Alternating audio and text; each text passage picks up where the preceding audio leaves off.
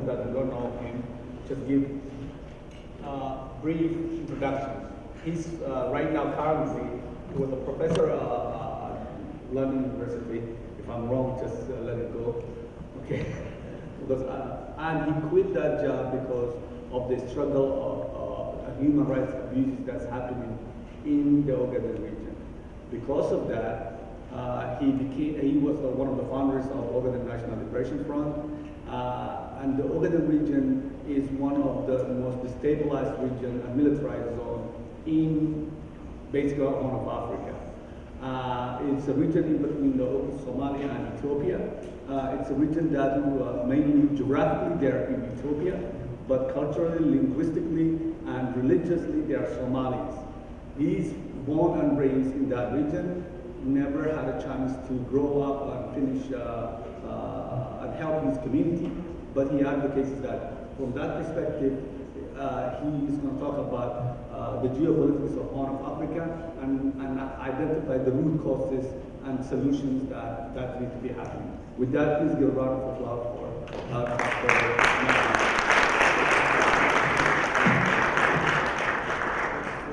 Thank you very much, Amri Yassin, and it's a pleasure to be here. I have to correct a few things. I'm not a professor. I never had a chance to become a professor. I started teaching early, and I'm a simple lecturer. So I hope one day I'll be a professor, maybe. And as you see, the whole of Africa is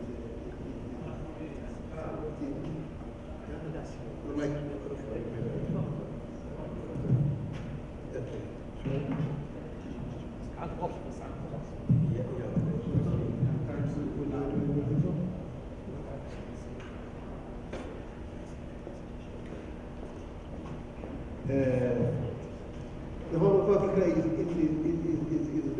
one of the choke points of the world, as you see. It's comprised of there's a general argument about who is in the Horn of Africa. Mainly it's Somalia, Ethiopia, which incorporates many nations, Djibouti, Eritrea, South Sudan, and also the periphery, which is Kenya and Sudan, proper Sudan, and also Uganda also falls into the fold. And also on the edge of the Horn of Africa is the Gulfs, the Arab countries with a lot of oil. You can see the Yemen, Saudi Arabia, Dubai is on the top, and up is also Egypt. So it's a very, very, very volatile region. It's one of the most strategic geostrategic regions located along the Bab el-Mandab, which is around about 20 miles across from Somalia to Yemen. And it has been, it connects Europe with the Gulf, East Coast of Africa, Australia, Far East. It's also neighboring to one of the richest oil fields in the world. As you see, you can see from the map there.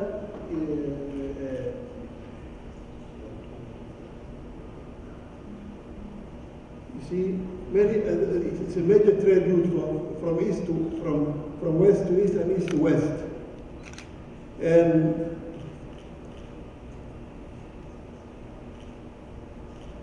the importance of the Horn of Africa is not new. You can see here, this is one of the Egyptian pharaohs, 2500 BC. It was called Sahure, and Sahure was around, it was the 25th century BC. He sent an expedition to the Puntland, to northern Somalia, and in his tomb he celebrated, the Mara tree, which his expedition brought in. And as you know, the Egyptians, the Phoenicians, even the Greeks, the Romans used to value Myra and frankincense. They used them for cosmetics, also for their religious ceremonies.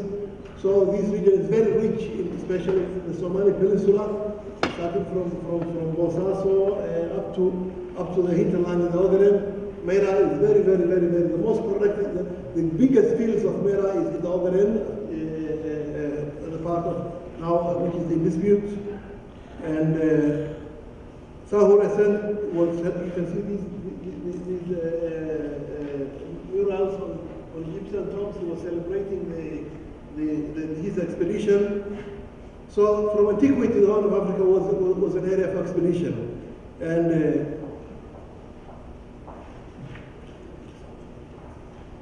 the Greeks and the Romans, the Greeks again visited the Horn of Africa around the 1st century BC, and they called the Erythra, the whole area, Puntland and Erythra, and all those choke points here you can see, starting from the Sinai Peninsula up to, as far as India. That was the route for the spices. Also for the incenses of Mera, and there were big cities. For example, the Somalis were at that time dominated these Horn of African areas. There were the traders of Mera, frankincense, cheetah, and hides, ivory, and they used to bring also cinnamon and other products from Far East, especially up to China, Indonesia.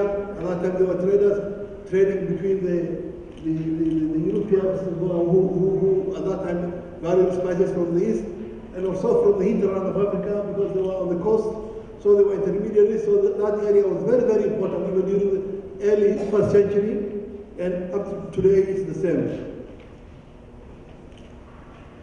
So in an area where that high value trade, during that time there was not oil, but at that time these traders became very contingent. So the Portuguese who started exploring the coast of Africa finally stumbled upon the Somali coasts, going around Cape of Good Hope, Vasco da Gama, arriving in the towns of, starting from Mombasa, Kilwa, and now Kismaya town, Mogadishu, Baraba, and they had a big resistance from the Somalis, and there was a big fighting during probably the 15th century, beginning of 15th century. And what happened was they tried to capture Somali, along the coastal areas, and they were rebuffed. So they moved on. They reached the coast of the Red Sea, and they found the Aksumite Empire, which was at that time Christian, and also the Somalis during the 17th century adopted the Islamic. So there was this competition, which up to today is going on around that area, started during the 7th, starting from the 15th century. So there were big fights along the coasts between the Aksumites and the Somalis and the Portuguese, and the Ottomans came into the fold and also supported Somalis. So geopolitics started actually during the 15th century in North Africa, between the east and the west somewhat. And that has impacted the politics of the Horn of Africa up to this day, which is continuing. For example, if you look at the map of Africa in the 18th century and now the 17th century and the 18th century and 19th century, you can see in the Horn of Africa there was, for example, Abyssinia was not here. You can see here the Somalis on this coast, and this area was inhabited by Somalis and Oromos, which was independent kingdoms. These were independent kingdoms of Ogaremis, Somalis, and Oromos, and other African states, like even as far as Kenya. All these were independent tribes. So these coastal areas were the main, which European found and were put onto the maps of the history, for example.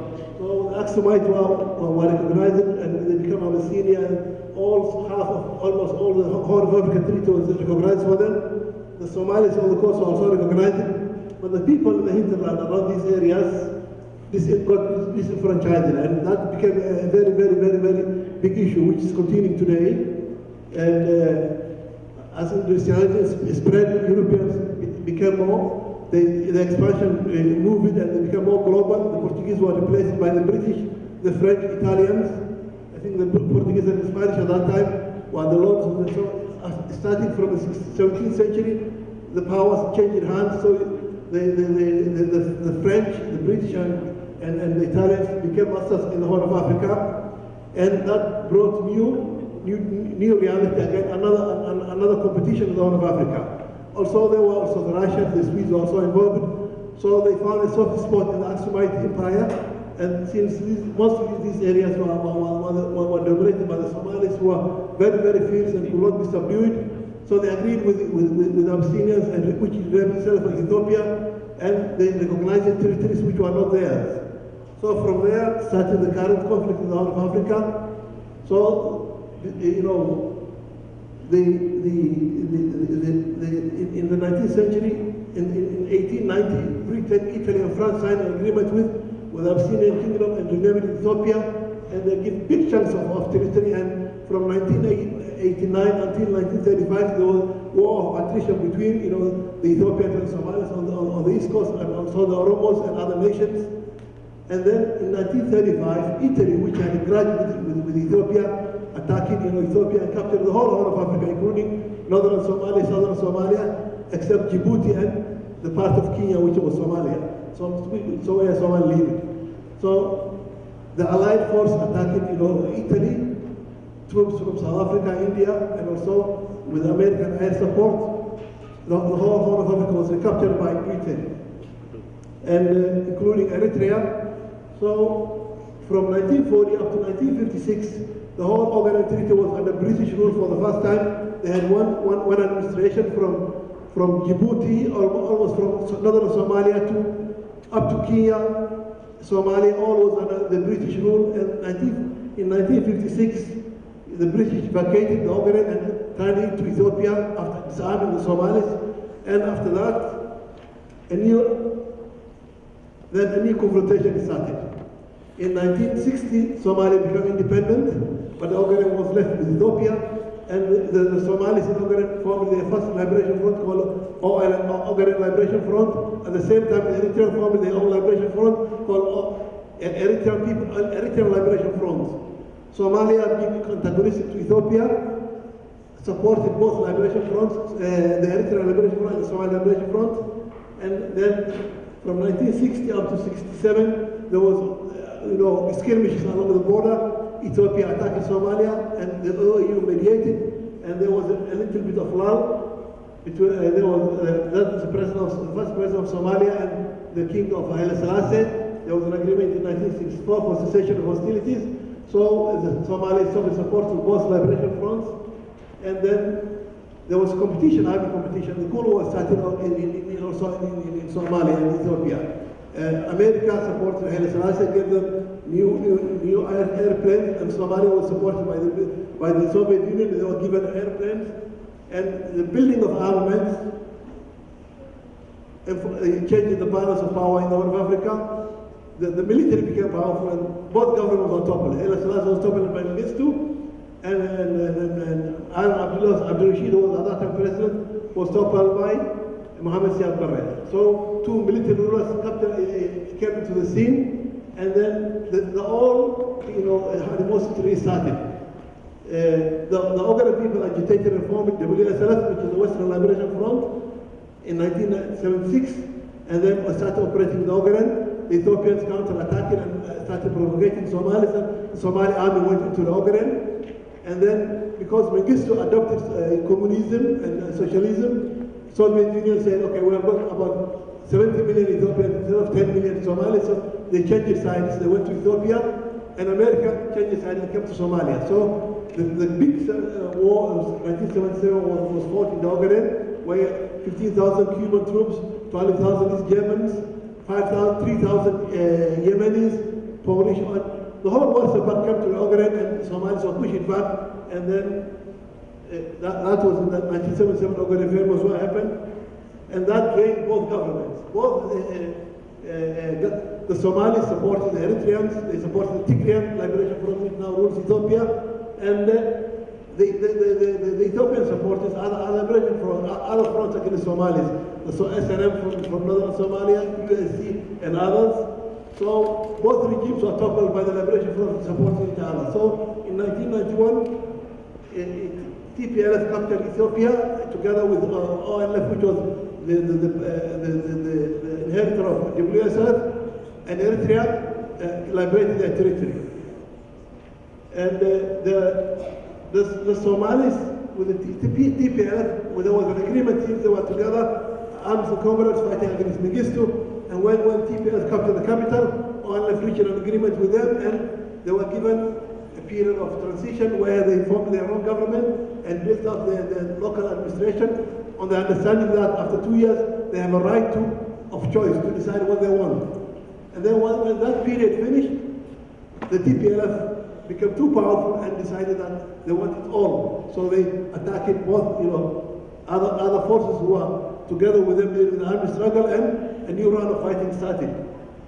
Eritrea became independent, and in Ogaden, the TPLF consolidate power and negotiated on agreement with ONLF and Oromo Liberation Front and attacked them and banned them both. Said they were terrorists, and from 1994, there's a new round of fighting started again in Ogaden. And again, the same time, the TPLF was a friend with Eritrea. In 2000, there was a fallout between them, and then the Eritrean-Ethiopian war started there, which caused a lot of havoc in the Horn of Africa. This conflict is not, and then what the Tigray did was they changed their tactic. Even more, they started more aggressive policies in the Horn of Africa. Because starting from 2000, the geopolitics of the Horn of Africa changed. The region, oil became more scarce, and the food became more scarce in the world. So the Horn of Africa was made target. It became a target. Many companies come to Ogaden, and Ethiopia divided the whole of Ogaden into 23, as you see here, they divided it into 23 blocks. So the whole of Ogaden become land grabs for sale. Any company can come and buy big trucks, bigger than even, hundreds of thousands of square miles. And one of the companies that was very famous, which is still there in Ogaden, was a Chinese company called Holy GCL. Got a lot of concessions, and also other companies got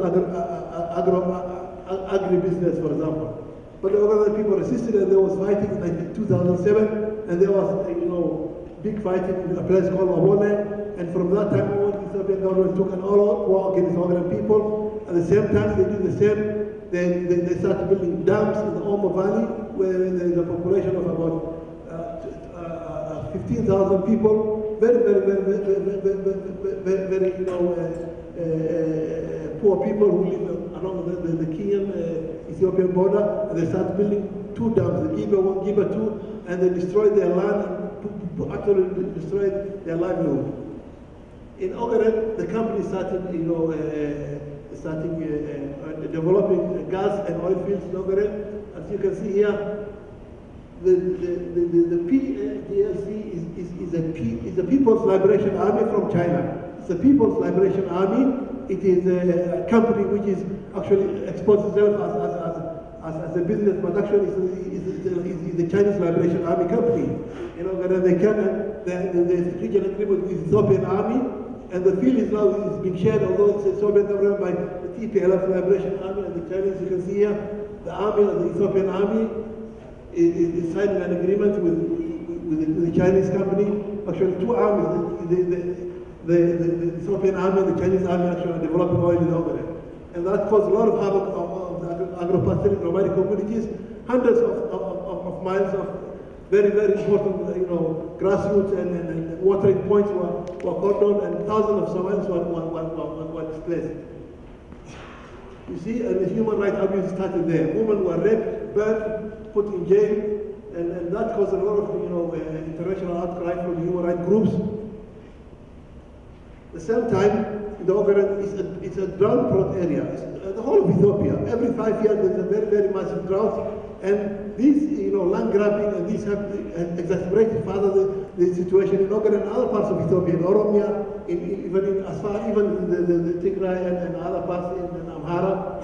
And these droughts combined with this displacement, forceful displacement, create a lot of refugees in Horn of Africa who migrate to Kenya, Yemen, everywhere, and finally end up in places like EDmonton. That's one of the key feeders of this conflict in Horn of Africa, of refugees all over the world.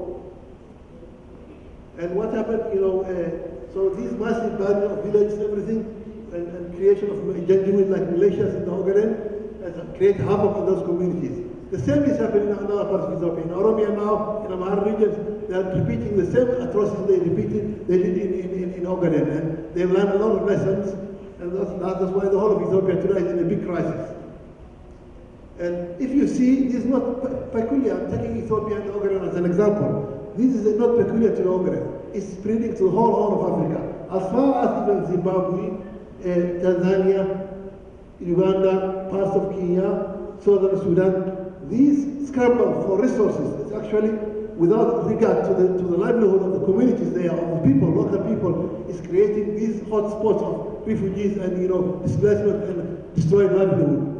And how much time do I have? For example, if I come back to the geopolitics of the Horn of Africa, not only that, even the Horn of Africa became a competition area.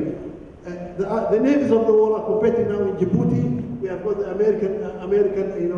We have got the whole of NATO there. We have got the Chinese who are also building bases there. We have got the Saudis. We have got the Emirates. We have got the Japanese.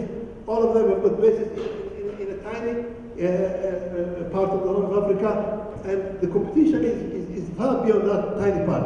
It is everybody is preparing for the Cold War that's coming up in the Horn of Africa for the resources of those poor people, and the other part is trade also becoming another gold rush. For example, oil rush in Somalia, Yemen, Ogaden, Kenya, Uganda, and East Africa causing this competition. You see that one is the Japanese, creating their base in Djibouti. You can see here the Turkish are there also. Obama was in Djibouti, and the Chinese premier was there. Just few months apart. You can see the competition is starting there. Okay, agribusiness, Maghreb, in Ogaden, happened in Ogaden, Oromia, Omo, Gambela. So the Saudis came and bought thousands of land and started, planting rice in poor people's lands. The Brazilians came, the Indians came, the Chinese came, and also others, including some Europeans. If you see, this is called Karaturi. They bought 100,000 acres in the Gambela region. That is flower plants bought by the Netherlands. Hundreds of thousands of acres of pristine agricultural land was people displaced in it, starting planting flowers. This is Saudi farm where they plant grapes. Okay, and what's the result? The people now are what people? The people who are harassed there, displaced, are on the boats. They are coming on the shores of Europe up to Canada, coming here today. And that's the result of that misplaced policy. And then you can see refugees, you can see Oromos, making all these. That's the consequences. You can see refugee coming Dadaab, the Omo people, poor people, being displaced. You see, these are refugees in caves. Okay. Also, Djibouti, which is hosting the bases, all these bases, there's protests. The president there was elected 4 consecutive terms, almost more than 20 years, and he also won the 5th election now, and all opposition parties are routinely put in prison. Okay, the party of the president always wins. The same in Ethiopia. The ruling party won 100% last election a few months ago. They are not even ashamed of saying 100%. And you can see what happens, the harassment, how the people are being harassed. Okay, so what is the solution? The solution being offered to the people is exactly I'm going to read from what they say.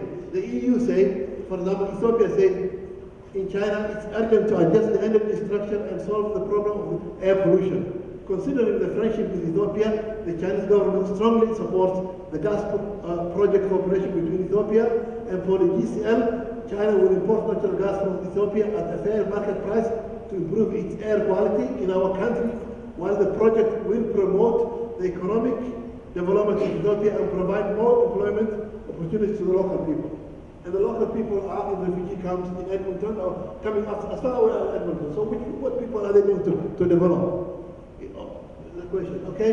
In Djibouti, they say, with a total initial investment of 340 million, China's largest public port operator, Dala Port, recently commencing construction of Djibouti FTC. It's considered to be the largest FTC in Africa, covering 48 square kilometers and expected to handle trade worth 7 billion within 2 years after its opening. By the end of the year, Djibouti has been plagued by a high level of poverty, with more than 40% of the population under poverty line. It's anticipated that the new FTC will give boost to Djibouti economy, which is largely built on transport and logistics.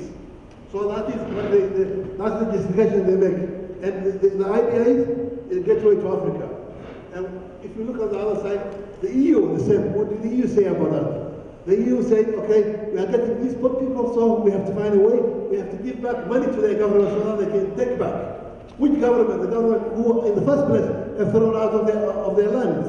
So the EU has just issued a decree, an agreement with African countries saying, due to the ongoing unprecedented level of irregular migration, the EU Trust Fund has been created to support the most fragile and affected African countries. The Trust Fund aims to help foster stability in the region, to respond to the challenges of irregular migration and displacement, and to contribute to the better migration management. More specifically, it will help address the root causes of destabilization, displacement, irregular migration by promoting economic and equal opportunity, security and development, and give money to the government that are creating these problems. Okay, the US, for example, when they say, in accordance with the mission's goal to spur broad-based economic growth and promote development, US Embassy in Addis Ababa provides 4 key areas of focus: US trade facilitation, US investment facilitation, promotion and focus for US products and services, and reporting, coordination and support. So everything is interest of the country. It's good. You have to protect your interests, but how about the interests of the poor people who are ending up in places like Alberta or maybe even Saskatchewan or maybe Seattle, and then crossing all the Somalia to Canada now. But the actual solution is now what? This is a real problem in Africa, and it's hitting everybody's house in the world. Our migration from Africa is reaching as far as Japan, and as far as the North Pole, actually, the Arctic, maybe Siberia even, and places like EDmonton, which is very far from Somalia or other African countries. What's the solution then? The solution is not to support despotic government. The solution is not to give money to them, to empower them to actually get more money and displace more people. The solution is to respect the rights of the people in their own countries, including genuine self-determination, to all nations within political forming without their will, to make government in the Horn of Africa accountable to their people, not to external forces, to stop double standards of claiming to support the rule of law and democracy, and to bankroll corrupt governments in human government, and to be humane to those who make it so far. And those who come here, they don't come here just because they like. 90% of people who come are not economic migrants. They are genuine refugees whose livelihood has been destroyed by despotic rulers back home. So respecting them is also part of that solution. What will happen then? If this is accepted, if you help people get democracy in their countries, that will in turn stem the flow of migration. Migration will always be present. It's human nature to move and seek opportunity. However, massive migration due to blatant violations of human rights will stop. Otherwise, even people in far places like Alberta will wonder why there are all these people around them. It is better to have two-way migration than one-sided migration, and that's not healthy. What we will expect is experts, educators, people who are here should be migrating to the Hogan to teach us to find more jobs, and for others to come here to exchange. Not one-way migration. I don't see any Alberta to Hogan going there, because there is not there except blood and deprivation. So that is my message to this beautiful congregation, and I thank you very much.